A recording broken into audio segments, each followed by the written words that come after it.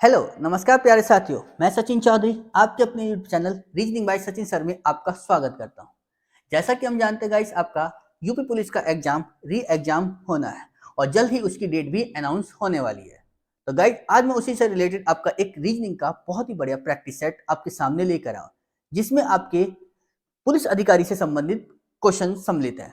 तो गाइस, आज इसमें जे पुलिस अधिकारी यानी मानसिक अभिरुचि से जो संबंधित क्वेश्चन आते हैं, ठीक है ना, जो आपके 18 अक्टूबर की फर्स्ट और सेकंड शिफ्ट में आए थे, उन क्वेश्चनों को मैं आपके सामने आज लेकर आया। तो चलिए गाइस, हम शुरू करते हैं अपने पुलिस अधिकारी से संबंधित क्वेश्चन। देखिए गाइस, क्या बताया। देखिए गाइस, इन क्वेश्चनों को सॉल्व करते हुए आपको एक नॉर्मल नहीं, एक अधिकारी के रूप में सोच के चलना होगा और एक अपना जो डिसीजन होगा एक सर्वजन हिताय संबंधी, मतलब एक पब्लिक उसको लेके, अपने पर्सनल उसको लेके नहीं चलना। आपको एक सामाजिक उसको लेके सामाजिक डिसीजन को लेके चलना होगा, जिसमें आपको क्या समाज का अच्छा सोचने के लिए लेना होगा। ठीक है ना। चलिए, कि एक पुलिस अधिकारी, ठीक है ना, एक पुलिस अधिकारी के रूप में आप घरेलू हिंसा से पीड़ित किसी महिला की का शिकायत जवाब देते हैं। ठीक है ना, मतलब एक पुलिस अधिकारी का आप है और एक घरेलू हिंसा से पीड़ित एक महिला है जो कि शिकायत लेकर आई है, आप उसका जवाब देते हैं। तो आपको क्या करना होगा। ठीक है, क्या बताया कि इसे अन्य रिपोर्ट किए गए हमले के मामलों के समान समझना चाहिए। नहीं, क्योंकि ये घरेलू हिंसा का मामला है। ठीक है। चलिए, दूसरा क्या है, मामले का विवरण इकट्ठा करने के लिए पीड़ित से जो है व्यक्तिगत रूप से मुलाकात करनी चाहिए ना। कभी भी जो है आप अकेले में नहीं मिलोगे उससे। ठीक है ना। चलिए, तीसरा क्या है, विभागीय हस्तक्षेप को न्यूनतम करते हुए सुरक्षा अधिकारियों को संदर्भित करना चाहिए। हाँ, उसकी सुरक्षा से है। ठीक है ना, विभागीय हस्तक्षेप को न्यूनतम, मतलब इसमें जो है विभाग को जो है कम से कम ज्यादा, ठीक है ना, और उसकी सुरक्षा अधिकारियों को इसका क्या है, संदर्भ करना चाहिए, ताकि इसको एक सुरक्षा दी जा सके। यानी ऑप्शन सी क्या हो जाएगा इसका गाइस, करेक्ट आंसर। क्लियर है, समझ में आया नहीं आया। चलिए अगला देखते हम। देखिए क्या बताया हमसे।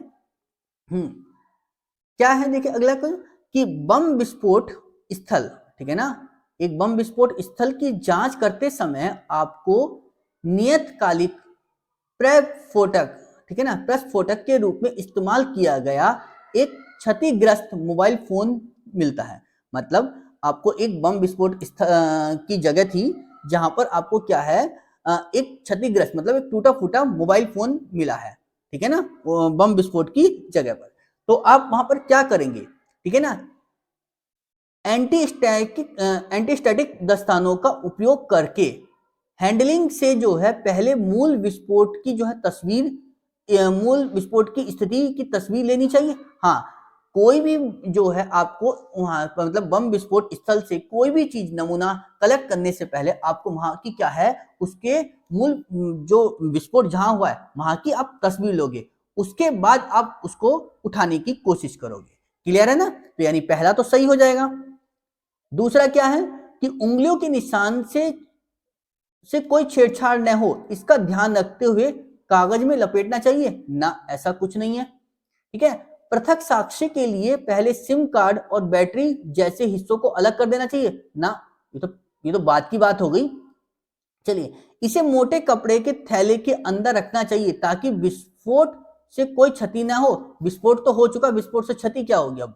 ठीक है ना, तो कौन सा सही हो गया, पहला वाला, कि वहां की पहले आपको क्या करना पड़ेगा, मूल विस्फोट की क्या लेनी पड़ेगी, तस्वीर लेनी होगी, तब आपको उसको उठाना होगा। क्लियर है ना गाइस।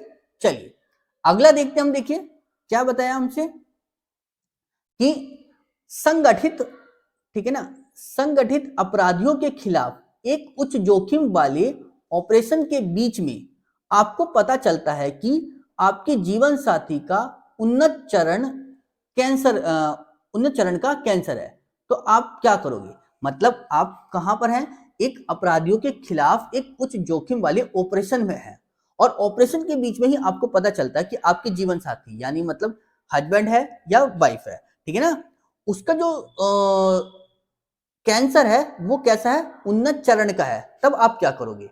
तो ऑपरेशन क्या होगा कि ऑपरेशन के कुछ नियोजन क्षेत्रों को रणनीतिक रूप से सौंपना चाहिए, ठीक है ना।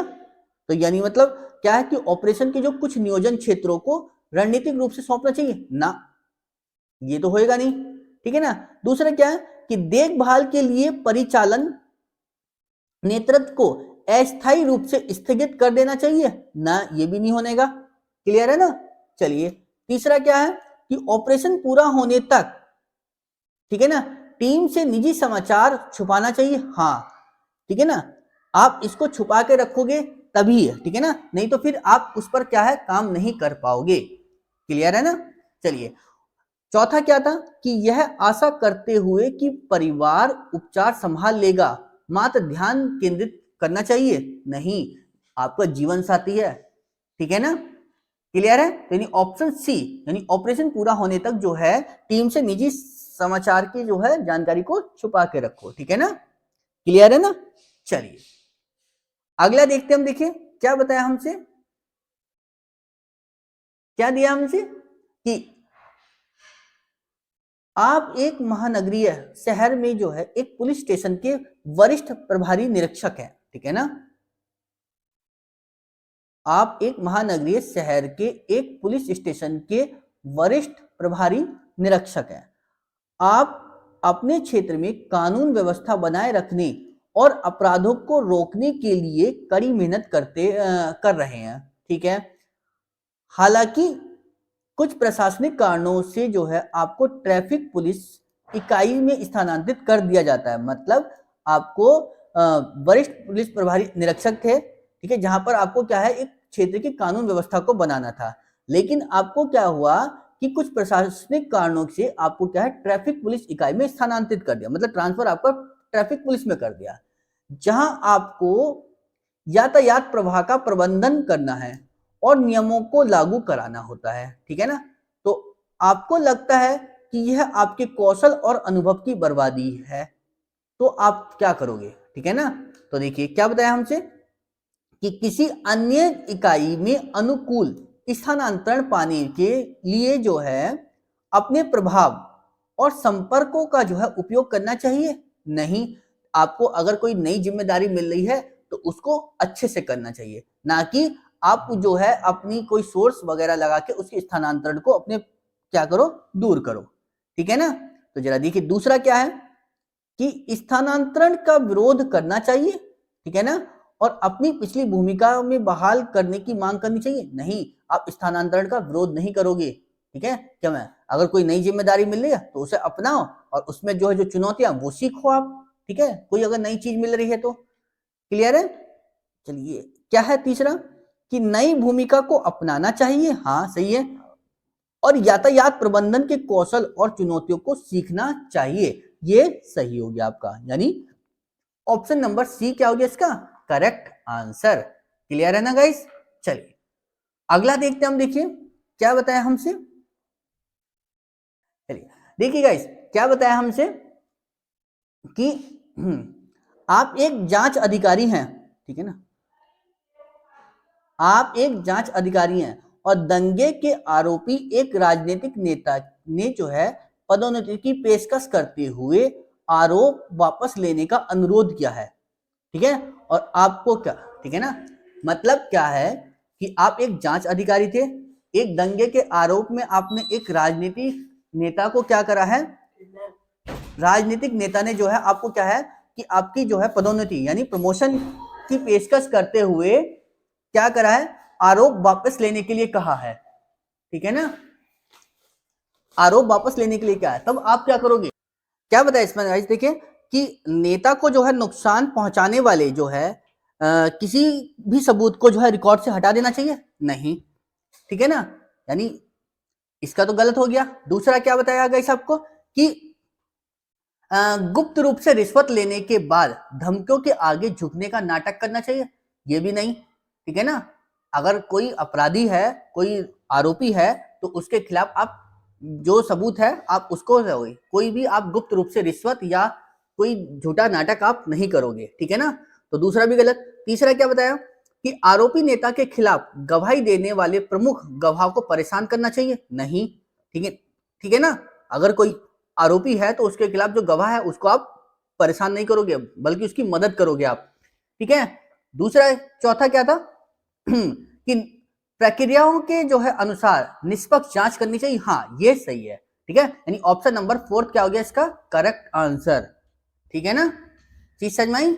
चलिए गाइस, अगला देखते हैं हम। देखिए क्या बताया, देखिए गाइस आपने कि आप एक पुलिस अधिकारी के रूप में तैनात हैं और धार्मिक रूप से संवेदनशील इलाके में दंगे जो है भड़क उठते हैं, जिसके लिए अतिरिक्त बल की आवश्यकता होती है, तो आप क्या करोगे?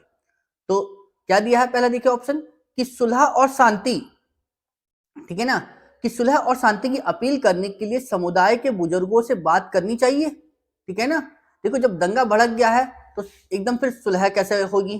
ठीक है ना, तो ये तो गलत है। चलिए जी, उसके बाद दूसरा क्या है कि यदि समूह प्रतिबंधित, ठीक है ना, यदि समूह प्रतिबंधों का उल्लंघन करके पत्थरबाजी करते हैं तो लाठीचार्ज का आदेश देना चाहिए? नहीं, आपको जो है उसको क्या है, शांति से निपटाना है काम। ठीक है ना।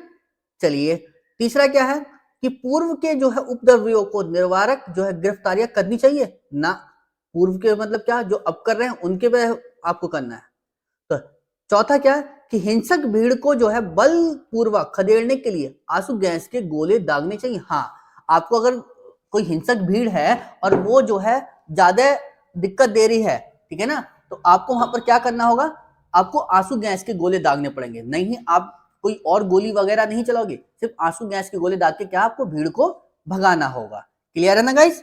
चलिए, यानी ऑप्शन नंबर 4 क्या हो गया इसका करेक्ट आंसर। क्लियर है? चलिए अगला देखते हम। देखिए क्या बताया कि आप एक पुलिस अधिकारी के रूप में क्या है तैनात हैं और अस्पतालों से जो है क्या है एक नवजात शिशु की चोरी के मामले को जो है रोकने के लिए आपको क्या करना होगा? क्या है, देखिए पहला कि लेबर रूम में प्रवेश और निकास के आसपास सीसीटीवी फीड का जो है विश्लेषण करना चाहिए। हाँ, क्यों? क्योंकि अगर कोई बच्चा, अगर कोई अस्पताल में कोई चोरी कर रहा है तो उसके जो है प्रवेश द्वार पे और निकास द्वार से वो जाएगा तो वहीं से ही, ठीक है, तो वहां पर आपको क्या करना पड़ेगा, सीसीटीवी का फीड करना पड़ेगा। ठीक है ना, यानी ऑप्शन नंबर ए इसका क्या हो जाएगा करेक्ट आंसर। क्लियर? चलिए क्या बताया अगला क्वेश्चन में कि आप एक पुलिस अधिकारी के रूप में तैनात हैं, ठीक है ना, आप एक 10 वर्षीय बच्चे को जो है एक व्यस्त चौराहे पर जो है भीख मांगते हुए देखते हैं तो भारत के किशोर न्याय कानूनों के अनुसार आप क्या करोगे उसमें? ठीक है ना, तो क्या करेंगे हम उसमें, देखिए क्या उसके माता पिता को अभिरक्षा लेने के लिए उसको सूचित करना चाहिए कि आपका बच्चा यहाँ है, ठीक है, आप उसको क्या करेंगे, उसकी रक्षा करें, उसके लिए आपको क्या हो, उनको सूचित करना पड़ेगा। ठीक है, यानी ऑप्शन नंबर ए क्या हो गया इसका करेक्ट आंसर। ठीक है ना, यानी यही हो गया। क्लियर? चलिए अगला देखते हम। देखिए क्या बताया हमसे कि आप एक पुलिस अधिकारी के रूप में तैनात हैं, एक कॉलेज परिसर में छात्र राजनीतिक समूह के बीच हिंसक झड़पें शुरू हो गई और प्रभारी अधिकारी के रूप में आप क्या करोगे? ठीक है ना, तो जो वहां पर मतलब जब भीड़ लड़ाई झगड़े शुरू हो गए तो आप क्या करोगे वहां पर? देखिए पहला क्या है कि मध्यस्थता के प्रयास में जो है छात्र नेताओं को शामिल करना चाहिए? नहीं, क्योंकि जब वहां पर भीड़ शुरू हुई है तो नेताओं को तो और ज्यादा दिक्कत हो जाएगी वहां पर। दूसरा क्या है कि परिसर में जमाव पर प्रतिबंध लगाने के लिए तुरंत धारा 144 लगानी चाहिए। ठीक है, धारा 144 किसी बिना डिसीजन के आप एकदम से नहीं ले सकते। ठीक है ना, ठीक है, तो दूसरा भी गलत हो गया।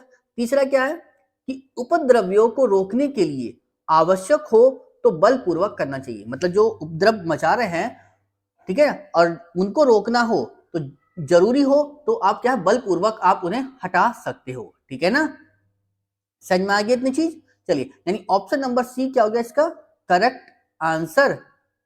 क्लियर है? चलिए देखिए क्या बताएगा इस अगला क्वेश्चन हमसे कि एक पुलिस अधिकारी के रूप में आप का पर्याप्त चेतावनी के बाद, ठीक है ना, आप एक पुलिस अधिकारी के रूप में हैं, आप पर्याप्त चेतावनी के बाद हिंसक भीड़ पर आंसू गैस का इस्तेमाल करते हैं, दिशा निर्देशों के अनुसार तितर बितर करने के बाद इनमें कौन सी कार्रवाई गलत होगी, ये हमसे पूछा है। ठीक है, मतलब भीड़ को जो तितर बितर करी तो उसके बाद अगर आपने कोई कार्रवाई की तो कौन सी कार्रवाई गलत होगी, ये हमसे पूछा गया है। ठीक है ना, तो जरा देखते हैं। तो क्या बताया कि क्षेत्र में मीडिया का प्रवेश की जो अनुमति देना। ठीक है ना, क्षेत्र में उस क्षेत्र में क्या है, मीडिया के प्रवेश की अनुमति देना। देखिए गाइस, अगर कहीं आप एक अधिकारी के रूप में तैनात है और वहां पर कोई हिंसक भीड़ हुई है और आपके वहां पर की क्या है कि आंसू गैस का इस्तेमाल करा है और उसके बाद में भीड़ को क्या करा, तितर बितर करने का निर्देश दिया है, तो सबसे पहले तो आपको वहां पर क्या है, मीडिया का प्रवेश को जो है अनुमति नहीं देनी चाहिए। ठीक है ना, क्यों? क्योंकि मीडिया जो है किसी भी चीज का क्या है, एकदम से वो करता है। तो यानी यही कार्रवाई क्या हो गई आपकी, गलत हो गई कि आप वहां पर क्या करेंगे, उसको अनुमति देंगे। यानी ऑप्शन ए क्या हो गया इसका करेक्ट आंसर। अभी मना कर क्या बताया कि एक पुलिस अधिकारी के रूप में आपको अपनी वर्दी पर रैंक का प्रतीक चिन्ह पहनना आवश्यक है। भारतीय पुलिस सेवा में उप निरीक्षक के लिए निम्नलिखित में से कौन सी रैंक जो है वो सही रैंक प्रतीक चिन्ह है। ठीक है ना, मतलब आप उप निरीक्षक किसे बोलते हैं गाइस, एसआई को। ठीक है ना, यानी सब इंस्पेक्टर की जो रैंक होती है उसमें आपकी जब सब इंस्पेक्टर आप बन जाओगे तो आपके कंधे पर कितने स्टार होंगे, तो 2। ठीक है ना, 2 सितारे। ठीक है ना, यानी 2 स्टार आप बन जाओगे। ठीक है ना, चलिए, यानी ऑप्शन नंबर डी क्या हो गया इसका, सही हो गया। ठीक है ना, चलिए अगला देखते हम। देखिए क्या बताया हमसे कि एक पुलिस अधिकारी के रूप में मेरे द्वारा इसे पेशे को चुनने का प्राथमिक कारण यह है। क्या मतलब, आप एक पुलिस अधिकारी के रूप में हैं और ये जो आप पुलिस अधिकारी का जो वो है, वो मेरे द्वारा इस जो पेशे को जो चुना गया, यानी पुलिस वाली जो व्यवस्था को चुना गया, तो चुनने का जो प्राथमिक कारण क्या रहा, ये मुझे बताना है। तो क्या होगा, देखिए कि यह नौकरियों की सुरक्षा प्रदान करता है ना। दूसरा क्या है कि यह शक्ति और अधिकार प्रदान करता है, नहीं, ये भी नहीं होने का। देश की सेवा करने का अवसर, ठीक है ना, हाँ ये कुछ हद तक सही हो सकता है, लेकिन हम अगला देखते हैं क्या है कि अपराधियों को पकड़ने का उत्साह, हाँ ये आपका सही हो जाए कि अपराधियों को पकड़ने का जो उत्साह होता है ना, ये आदमी को इस चीज के लिए ज्यादा वो करता है कि हम जो है चोर को जल्द से जल्द पकड़ सकते हैं। ठीक है, तो यानी ऑप्शन डी क्या होगा, ठीक है ना, इसका करेक्ट है, क्योंकि कोई भी काम वो उत्साह पूर्वक ही किया जाता है। ठीक है, यानी ऑप्शन डी क्या हो गया इसका करेक्ट आंसर। क्लियर। एक पुलिस अधिकारी के रूप में आपको अल्पसंख्यक समुदाय के खिलाफ प्रोफाइलिंग, पक्षपात का आरोप लगाते हुए विरोध का सामना करना पड़ता है। ठीक है, मतलब आप एक पुलिस अधिकारी हैं और वहां पर अल्पसंख्यक समुदाय, ठीक है ना, अल्पसंख्यक समुदाय के खिलाफ क्या करना है आपको, प्रोफाइलिंग, पक्षपात का आरोप लगाते हुए विरोध का सामना करना पड़ रहा है आपको, क्या आपने जो है अल्पसंख्यक समुदाय के जो खिलाफ क्या है पक्षपात का किया है। ठीक है, उसका विरोध का सामना आपको करना पड़ रहा है। ठीक है, तो देखिए क्या बताया हमसे, पहला कि कार्यान्वयन अंतराल को समझने के लिए सामुदायिक चर्चाएं आयोजित करनी चाहिए ना, पहला तो गलत हो गया। दूसरा क्या है, विध्वंसक खतरों को रोकने के लिए निगरानी उपायों को बढ़ाना चाहिए, ये भी गलत हो गया। दूसरा क्या है कि समावेशित प्रदर्शित करने के लिए क्षेत्र में बल में जो है विविधता कोटा लागू करना चाहिए, हाँ ये सही है आपका। क्यों? क्योंकि वहां पर अल्पसंख्यक का मैटर है। ठीक है ना, यानी ऑप्शन सी क्या हो जाएगा इसका करेक्ट आंसर। क्लियर है ना, चलिए अगला देखते हम। देखिए क्या बताया हमसे, सामुदायिक पुलिसिंग को जो है कौन सा पहलू आपको सबसे अधिक प्रभावित करता है, जो सामुदायिक पुलिसिंग होती है उसका कौन सा पहलू जो है आपको जो है सबसे अधिक प्रभावित करेगा, तो कौन सा है। देखिए, समुदाय द्वारा रिपोर्ट की गई आपात स्थितियों पर त्वरित और कुशलता से प्रतिक्रिया करना ना, पहला गलत हो गया। दूसरा क्या बनेगा कि समस्याओं को रोकने के लिए निवासियों के साथ विश्वास और तालमेल बनाना, हाँ ये सही है। ठीक है ना, ये सबसे अधिक जो है यही चीज है कि वहां पर जो है समस्याओं को रोकने के लिए वहां के निवासियों के साथ आपको विश्वास और तालमेल बनाना पड़ेगा, नहीं तो दिक्कत आ सकती है बहुत। यानी ऑप्शन बी क्या हो गया इसका करेक्ट आंसर। ठीक है ना, चलिए अगला देखते हम। देखिए क्या बताया हमसे, एक पुलिस अधिकारी के रूप में आप एक आपराधिक जांच में शामिल हैं, ठीक है, एक अपराधी की जांच में आप शामिल हो रहे हैं, तो निम्नलिखित में से उस दस्तावेज का नाम क्या होगा जिसको आपको जांच पूरी करने के बाद अदालत में जमा करना होता है, ठीक है ना। तो कौन सा होगा वो? जमानत आवेदन? नहीं। आरोप पत्र? हाँ, ये होता है आरोप पत्र, जो आपको एक आरोपी के मतलब आपराधिक जांच में शामिल होकर जो आप उसको उसके खिलाफ जो आपने का मतलब रिपोर्ट इकट्ठा करी है, वो अदालत में प्रवेश जब आप दोगे तो उसको क्या बोलते हैं? आरोप पत्र दायर करना, ठीक है ना। यानी ऑप्शन बी क्या हो गया इसका करेक्ट आंसर। यानी जब हम किसी अपराधी के खिलाफ अदालत में वो देते हैं जांच उसकी, तो वो आरोप पत्र होता है। क्लियर है ना? यानी ऑप्शन बी क्या हो गया इसका करेक्ट आंसर। क्लियर? चलिए अगला देखते हम, देखिए क्या बताया हमसे कि एक पुलिस अधिकारी के रूप में कुछ जनजातियां मतलब एक पुलिस अधिकारी के रूप में कुछ जनजातियां गलती से जो है आदतन अपराधी समझे जाने की शिकायत करती हैं, ठीक है ना।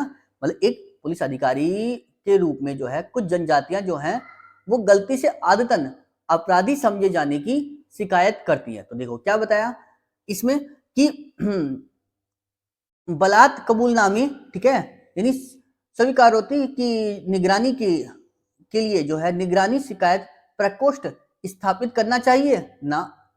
दूसरा क्या है, ठीक है ना, दूसरा क्या था, वंचित जनजातियों के अधिकारियों को नियुक्त करते हुए विविधता कोटा लागू करना चाहिए, गलत, ये भी नहीं। तीसरा क्या है, सहभागिता दृष्टिकोण को पुनः व्यवस्थापित करने के लिए समुदायों के साथ बैठकें करनी चाहिए, हाँ ये सही है, ठीक है। जो चीज गलती से समझी जा रही है उसको जो है आप समुदायों के साथ बैठ के बातचीत करोगे तो वहां से वो चीज सही हो जाएगी। यानी ऑप्शन सी क्या हो जाएगा इसका करेक्ट आंसर, ठीक है ना।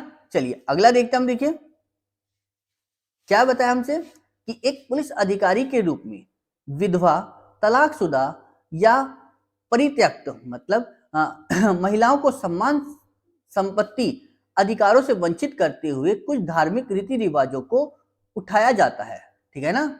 मतलब एक पुलिस अधिकारी के रूप में है और वहां पर आपको क्या क्या एक विधवा है, कोई तलाकशुदा महिला है, ठीक है ना, जिसके महिलाओं का जो सम्मान है वो संपत्ति अधिकारियों से वंचित करते जो है कुछ धार्मिक रीति रिवाजों को उठाया जा रहा है। तो देखिए क्या है कि यदि समुदाय में जो है मानदंड लंबे समय से स्वीकृत है तो मामले को जो है तुरंत खारिज कर देना चाहिए, नहीं।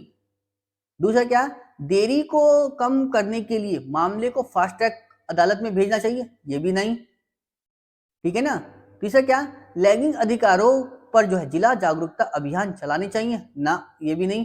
दूसरा क्या है, अनुचित पारंपरिक रीति रिवाजों का स्थान लेने वाले कानूनों का हवाला देना चाहिए, यानी ये सही है, ठीक है ना, क्योंकि जो है वो धार्मिक रीति रिवाज से संबंधित है तो इसलिए आप उनका हवाला देते हुए आप उनको समझा सकते हो, ठीक है ना। यानी ऑप्शन डी क्या हो गया इसका correct answer. Thank you guys, आपको हमारी वीडियो अच्छी लगी है तो प्लीज लाइक करें, शेयर करें और सब्सक्राइब करें, और चैनल पर नए हैं तो प्लीज लाइक शेयर और सब्सक्राइब करें और अपने दोस्तों के साथ ज्यादा से ज्यादा शेयर करें।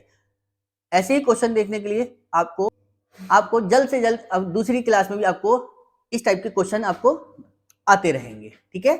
चलिए थैंक यू।